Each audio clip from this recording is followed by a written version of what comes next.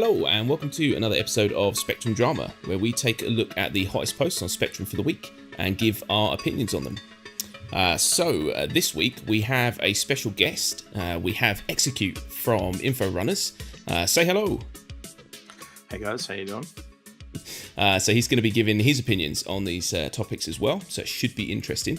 And just a quick announcement before we get going, we do have our giveaway going for the month of February, so if you want to get yourself a grey cat, all you got to do is comment on this video and every video in the month of February, and you could be in with a chance to win. Let's get started.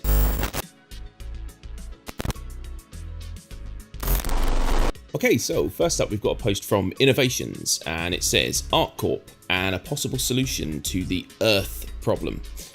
So the gist of this is best if you read it because it is quite a lot of information to unpack, but the gist of this is no matter how much work you put into recreating an Earth, we all live there, we know our area of the Earth, and so they're never going to get it 100% right or the way that people want it.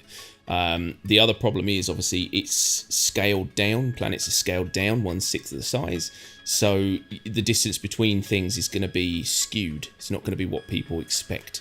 There was basically something said by Todd Pappy, which is just an awesome name, that ArcCorp is virtually all city, and it has a planet-wide no-fly zone except for small patches, blah blah blah blah blah. And so basically the gist of this is that it's going to be very, very difficult to create a planet Earth that we know without having to either cover it in no-fly zones to keep people from seeing the illusion that it's 1/6 the size, or I mean there's a million ideas of how to make it work, but Earth problem, I don't know. What do you think about this problem, Krako? Well, no-fly zones, they're a problem. I do not like those. For the actual Earth problem, I mean, this is taking the assumption that everything is going to be exactly the same 900 years in the future. Thank God somebody said it.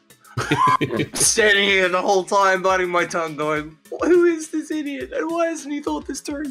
Cities are going to change. Everything's going to change on the planet. So, if you expect to be walking down to your coffee shop that you've got down, in Seattle, whatever, that's not going to be there. So, why this is perceived as a problem, I'm not quite sure. Yeah. One saving grace for this entire comment is not the comment itself, it's the emojis and the tags. 3 poo emojis, 3 facepalm Picard emojis, and an Earth emoji. Oh, yeah. That pretty much sums it up in a nutshell. Definitely. And the top comment, I like that too. I honestly can't tell whether you're being sarcastic or serious or sarcastic. Yeah, I mean, it's funny as well, because if you actually I did read a huge number of these comments, and, people are either kind of confused as to what he's actually getting at, or they are basically coming up with all these really weird and wonderful ideas of how to kind of like rewilding so that we don't recognise the Earth and therefore we don't know it's smaller. I mean, to be perfectly honest, the simple answer would be it's a game. If you really need a 1-to-1 ratio of Earth, then why would you even want a 1-to-1 ratio Earth? The reason that we come out to space is to get away. I think it's simpler than that, because it's like Krako said, 1,000 years from now. Now, be realistic. 200 years ago, we lived in very different styled houses. Oh, yeah. My house is roughly 100 years old, and if it's still here in another 100, well, I'm going to be really worried. But everything changes. Like you ask your parents or your grandparents what houses used to be like in the 1920s or whenever they lived. But that's how old my grandmother is. They were very different to what we have today, and it'll be the same again. Construction materials change. We're already seeing things like 3D printed houses and stuff like that. Why do you reckon CIG went back and did 1,000 years of different architectural designs? Oh yeah. Because they knew they were going to have to update and change things. And so the Earth that you will see will be completely different. And think about global warming. If you just put that effect on the planet, it could even have different the tides may have risen on Earth, and basically it might look different to us. There's so many cool things they could do with that lore-wise. It's just crazy. I think that's pretty much well said. You know, it's not really it's only a problem if we make it a problem. I don't think that we need to. We're not trying to recreate the Earth now. You know, this is, like you said, 1,000 years in the future. So I think maybe don't worry about it, and maybe let's not put any pressure on them to get it right, because we'd much rather the game was fleshed out and had many planets than just one really good-looking Earth. I think little Jimmy just wants to be able to go onto the Earth and go down and look at his house and go, "Oh, I live there." I can see my house from here. Yeah. Like you do on Google Maps. Like everyone's done that on Google Maps. Like, oh yeah, I live right there.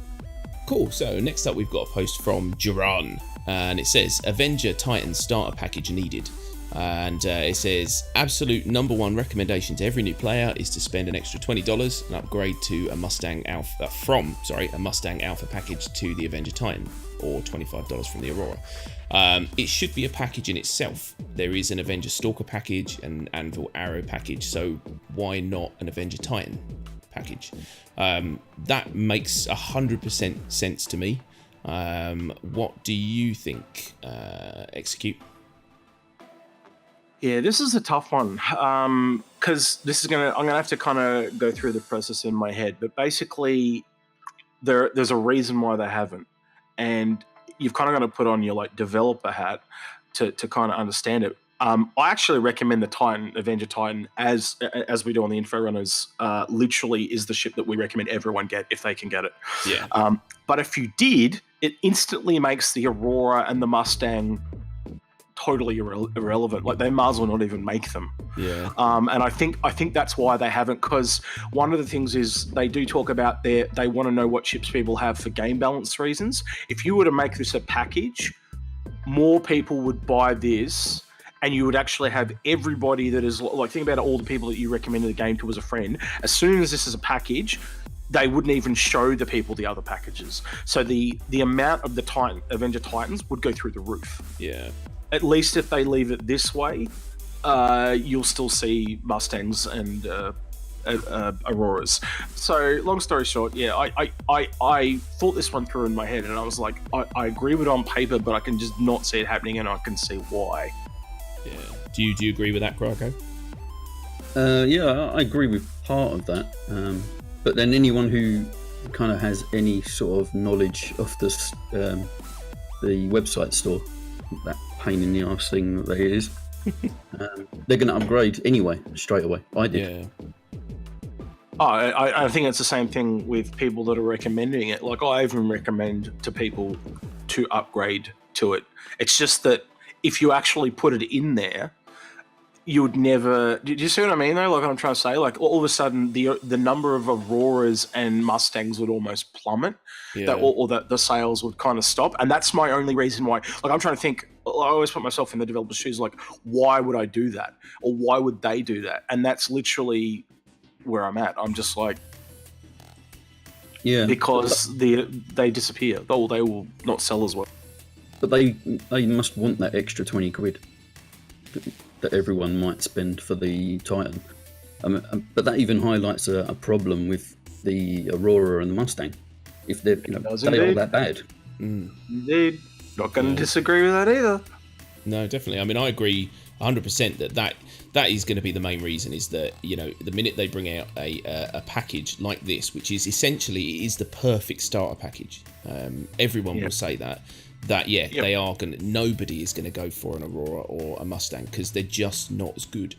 But the only problem with that is most developers, rather than make everything as good as something, they usually nerf that singular best thing to be as bad as everything else. So if we keep talking about it, they're probably going to make the Avenger shitter.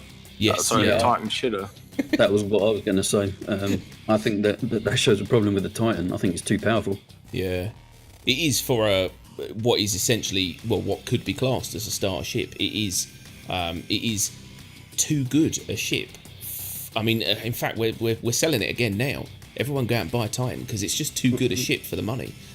We did in our review as well. We did, yeah. I mean, that was the first thing we said, is that it's an incredible ship. But the problem is that when you put that next to an Aurora or a Mustang or any of those sorts of ships, for the difference in price, it literally makes no sense to get an Aurora or a Mustang, and it is a 100%. shame. I love the Aurora LN.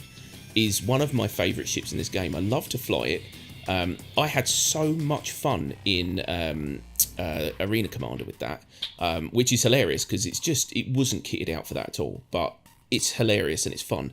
And I'd be a bit gutted if I didn't have that experience. So maybe people will still kind of try the fully entry level before they move on. But yeah, I mean the Titan is kind of it's the one to aim for if you can. So it's crazy. You can put size 3 guns on the thing. Yeah, it's correct. It's mental.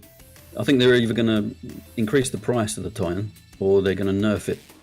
Yeah, I think it. I don't know what they're going to do with it, but like it's the ship that we recommend on InfoRunners all the time. It's just too good, as you guys have said. There's nothing it really can't do.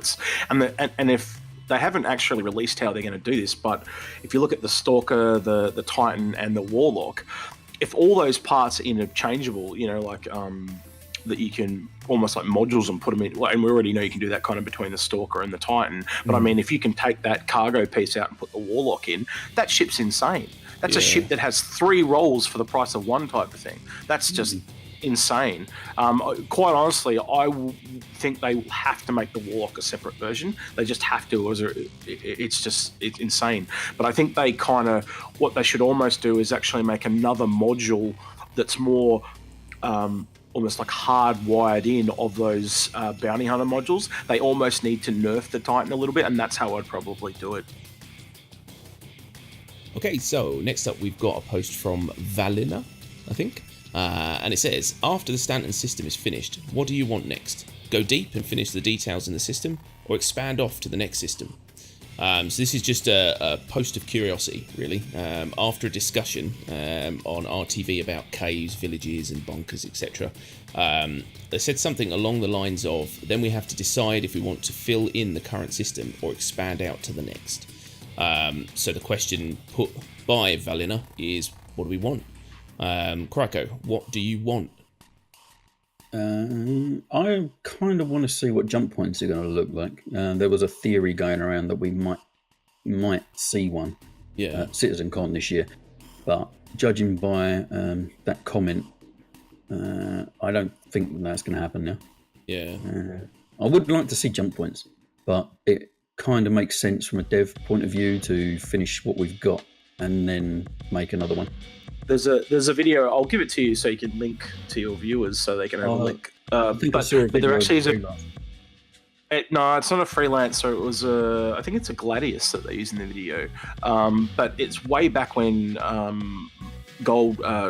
Mark Skelton used to work there. The guy that used to wear the gold shirt. I don't know if you know who he is. And he's actually in the. So that's how old it is. I'm talking about. They actually show off a prototype for a jump point.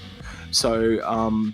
Jump points look like they're going to be something that you're going to have to physically navigate and avoid obstacles. And you'll see when I link you the video, you'll see what I'm talking about. So it actually is going to take some skill to fly through, but you can record where you fly, and that is what you'll be be able to sell to other people, and your ship can automate it. So that if you come along and do a quicker and shorter route, it'll use less and less fuel, and the fuel for a jump point is kind of like you're going at light speed, so it uses a lot of fuel. So even a very small percentage of betterness, I don't know what to call that, it's a really bad English, will actually be cheaper on your wallet. So therefore you want the most efficient path through the wormhole. Yeah. But I'd love to see a wormhole. But I think I can't see why it wouldn't hurt to have 2 systems and fill them both in personally. Yeah. I mean, I think the idea of having one like fully fleshed out system is appealing, because obviously we want to have these things finished so that. So that you've got a system that is complete and there's things to do, there's lots to see. But yeah, the whole concept of this game was how vast it was going to be, and the fact that you're going to have these multiple systems all linked to one another, and navigation's going to be immense, and people want to see that now, because it has been so many years that I think suddenly saying, if they turned around tomorrow and said, right, we've finished this, but now we're going to spend the next 3 years fleshing it out, people will cry because they just want to see what's next. And I think that's where I think a lot of the hopefully a lot of our comments will suggest that's kind of the direction they want to see it go into, jump points and wormholes and seeing what's out there, basically. I think the end of this year, you're going to start to see a real shift of production going from Squadron 42 to Star Citizen, because as they wrap up and go into beta and alpha, there won't be as much need for new art or new programming. It'll just become bug fixes, and so you'll find that most of the staff will start to switch over to Squadron 42, Star Citizen, and you'll just see this explosion of what that universe is compared to what we've seen, where everything the last few years has literally just been whatever they've made for Squadron 42 and that's left over and works for Star Citizen, they've given us that as well, with the exception being obviously the procedure-generated planets, but that tech has been made for Squadron 42 and had an overflow effect. But there's no... Sorry. We don't know if jump points are going to be featured in Squadron 42. I think that's going to be the deciding factor of how quick we get that, because they are really focusing on Squadron 42 features. Agreed. Yeah. No, I totally agree with that. Yeah, definitely. I think that's, like you said, that's kind of the thing, is when we get to the end of the road for Squadron 42, and it's in that phase now where they're looking at release, we're going to start to see that kind of shift of focus onto Star Citizen, you kind of hope that all of a sudden we're not just going to be, because we as a group of gamers, we're always looking at this game and we're always thinking of the one thing that's next. We're always going, I hope that this is next. But I'm hoping that once Squadron 42 is done, then they're going to be able to say, right, well, now we've freed up all of this manpower, all of this tech that we were using, so here's an array of things that we're doing next. That would be nice if their roadmap contained multiple larger elements and they actually stuck to it. Cool, so last up we've got a post from Charlie Sierra, and it says space travelling and exploration, a business model. And so basically this is kind of an idea to have a form of a new to the universe checklist, we'll call it, and it's just a checklist of things to see. The idea is that almost like a start-in tutorial in other games, or like a beginning quest line almost. It gives you things to do so that you don't just pop into a world and that's it, figure it out. So that's kind of the gist. I mean, there's a lot more to go through here, and there's quite a lot of text. So again, check the post out. But that's kind of the gist of it. I mean, what's your takeaway from this, Krako? The game needs this badly. There used to be a sort of kind of tutorial flight experience thing at one point, but then they got rid of that. Now new players just thrown into the PU and off you go. Good luck. Yeah. Something like this could be quite interesting to new players that want to sort of see what is in the game. A lot of games do this, well, not specifically like this, but survival games mostly do, like craft a weapon, pick up some grass, that sort of thing. Yeah. But this could be quite useful to a new player. Definitely. What do you think, Execute? Yeah, so I come at this from I totally do agree that it is harder for new players to come into this game, but again, I put on my ex-developer hat, and the problem is alliteration, and they did do a tutorial before, and the community asked them to get rid of it because it became so bad that it was not the same as what the game was. And even to give an example, we're getting a new flight model in the next patch. If they'd made a tutorial, with a previous patch, it would now be redundant, and all that work that had been done to make it is useless. Yeah. So the game, there is still in the stage where they're refining stuff. So making a tutorial now is probably not the best idea. In fact, if I was going to make a tutorial, and Disco Landor was meant to have done this, but he didn't do it. He took a couple of months off last year to make video tutorials. Where are they? We never saw them. So I asked that because apparently that's the whole reason why ATV went to those, how all those little shitty ones came out that were like 8 minutes long. Apparently that's because he was making tutorials. I haven't seen them. Don't know about you. But that's, what do you call it? Anyway, the checklist itself, my next question would kind of be is if you printed this out as a new player and had it lying in front of you on a piece of paper, how do you know that you're there? Yeah. How do you know that you're at the wrecked satellite? Oh, well, I guess satellite's probably a good one, but like you might not know you're at that location because again, it's a new game. You don't know what these things look like in a lot of the cases. Yeah, you know what the best tutorial? The best tutorial is you showing your mate that you've just got into the game. That's the tutorial. I think what they're talking about is the idea of having this eventually, maybe, like you said, it's no point doing it now because things are going to change, but maybe, in the sort of more final versions of the game, to have this kind of inbuilt into the systems so that when you happen upon that thing you're looking for, it then becomes checked off in your list.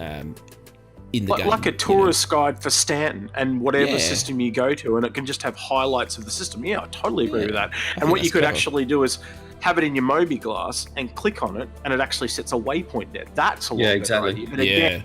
But again, that would be something that you'd want in the end game. That said, though, if it is just waypoints like that, that is something they could technically implement right now. Technically. But they'd have to keep just working on that image every time they add something extra into Stanton. They'd have to add another, so they might have to redo the UI a few times, but, that's not so bad. It would be a one-time quest you pick up from a tourist board or something, and it gives you waypoints to where all these places are. But once you do that quest, you don't have access to that anymore. Then you've got to find it yourself. It could be even simpler than that. It could just literally be an app in the Mobley glass. Like, it could be a tourist app. And go, it's like, what do they call it? Points of attraction app or something like that. And when you go into a system, you can just load it up, and it's like almost like we've got here on this image on the post here. And you literally just go, I wouldn't mind going seeing the giant fluffy duck or, the Big Dipper or whatever you want to go see. And it just, you click it and it gives you a waypoint and you just fly there. Yeah. That's how I would do it, but, each to their own. I mean, there's because there's another bit in the post which is kind of these are more the Charlie Sierra's ideas, which is to have a kind of tourist office where you buy this checklist from. Now, I don't know about buying it. I think it should just be built into the game. But the other option as well is, as people explore and they come across other locations and stuff like that, they can then sell this information back to the tourist office, so that you can make money by exploring, and other people can then see the things you've seen by buying the checklist. It's a weird way of doing it. I see his point, and it is a very clever way of doing it, but it's also I don't know if I just think that people wouldn't bother. There's already got that that system involved where you're going to be able to buy data from people to find out where mining nodes and stuff like that. But these are more fixed attractions. Yeah. So I think they would be more likely a one-time thing. So you could technically go to an office, but let's be serious. You're more likely to buy the app, and then when you get into the system, the app will go, would you like to pay for this system's information? Yeah. I mean, we're in the future. You pay like 50 credits or whatever, and it just unlocks that system for you. And goddamn microtransactions. Yeah, pretty much it. They need to have, I think they already do, they've got electronic access. I was going to say they need to have an EA in the future, but that's actually what electronic access is. It's a crack at EA. There you go. I mean, it makes me laugh as well, the idea of people actually going to a tourist office in space and picking up a physical checklist, almost like a leaflet. In the future, 1,000 years in the future, I mean, I don't even think we'll print anything ever again. It will just be all floating in space. Every time you look around, there'll be some new Moby-Glass aspect going, would you like to know more? It's not going to be it's not going to be a piece of paper, but I like the idea. Have you ever noticed in those movies like Blade Runner and stuff like that all the ads are really pleasant? There's nothing like, do you have hemorrhoids? Yeah. They're all get a sex bot or, like all these real pleasant things. Get new hair. They're never like, They're just not like medical ads that we have today, like Viagra or whatever. Well, in the future we're cured. Yeah, exactly. Yeah, in the future we're cured. You know, so you don't need any of that stuff. We're all just happy, floating around in space, looking at pretty stuff. Well, that's not true, because they've actually mentioned there are diseases and stuff that you'll be able to catch in the verse. So that is true. But those are sexy diseases, the kind that you get having a good time. Is that right? What? So like what? If you have small tits, they give you like big perky tits. Yeah, basically, yeah. That's true. That's terrible. We're getting a bit off topic here now, but yeah. I knew this would happen. Bring an InfoRunner in, you're going off topic. So, but yeah, no, that's. I mean, I think it's a good idea. I think the whole concept would be, like you said, is a must for new players. If they want to come into the game and then feel immediately that they've got things that they can achieve, rather than just suddenly being in space with a ship and going, right, what now? So I think it is a good idea, but I think, like you said, there's probably quite a few hurdles in the way of getting this implemented full time. Do you know what I would actually do if I was CIG? I would actually implement a system, and it wouldn't be hard for them to do this. It'd just be a little bit of code that you can go to somewhere, like, when you sign up and you're new, it could actually say, would you like someone from the community to help you? Would you like to be guided around the verse? And they just click yes, and then it forwards them to somewhere in Spectrum, and there are a whole bunch of volunteers that want to help people to do that stuff, because there actually is a Spectrum place to do that, and it just links them up. It just instantly puts a message in and says, this is such and such, he is looking for someone to help him learn how to play the game. Boom. That's not hard to do. And then, not only does he make a new friend, hopefully, unless that guy's an asshole, but, and they go in and teach him how to play the game, and off they go. And I know I'd go teach people how to play it. But I guess CIG's response to that is they wouldn't be able to control the customer experience. So if they had a bad experience, but you could do ratings and stuff, like you could turn around and say, oh, that guy's a jackass, and so they'll remove him as a volunteer. But space Uber, you know what I mean? Yeah. You could do a rating system similar to what the Beacons is like. So if someone offers their guidance, a new player wouldn't even know what that rating system would mean. So he vomited it in my space bus. -1 star. Oh dear, he was talking on his phone. No, I think it's a good idea, and I think that they'll implement something. I mean, I don't think they're going to create such a vast, huge game and then forget a simple little thing like an intro to the game. They'll definitely do tutorials, but I just don't think they're needed until the game's at like people. Yeah. How many times have they said this game is in production, in development? We're not going to be able. It's been droned into people. Like this guy is just another one of those people that have just not thought this through. And like as soon as if I say it, it doesn't count. But if CIG come along and go, oh, we're developing it, and they explain everything I just explained to you, they're like, oh yeah, fair enough. But there are so many people. I haven't read all the posts in this thread, but I guarantee there'll be someone there that said they can't do this because of ongoing development. I 100% guarantee it. Yeah, more than likely. Okay, so there you have it. That's our post for the week. If you agreed with what we said, or if you wanted to let us know your opinion on these, then drop that in the comments section below. And as always, we'll always respond to the comments. We like to have a chat with you guys. If you've got any opinions you want to air more privately, then we have our Discord channel. So jump on there and let us know how you feel. Thanks very, very much to Execute for coming along this week and giving his opinions. It was awesome. Thanks very much, mate. No problem. I'll try and stop by the comments as well if I can. Yeah, definitely. Let them know your mean and sinister thoughts. What do you think? Everyone seems to think I'm mean. I'm not mean. You're not mean. You're like just Australian. Yeah, maybe that's just the way we come across. We're savages. We're all convicts. That's why you sent us here. That's it. Yeah. Yeah. We sent you over there just so we'd have a different opinion on this show. That's all it was. So. Yeah. Okay, so if you want to check out Execute's channel, head over to InfoRunners, and we'll put the link in the description for more awesome Star Citizen content. thanks everyone for watching, and don't forget to like and subscribe for more Star Citizen content. And yeah, we'll see you next week. Thanks. Bye bye. Catch it.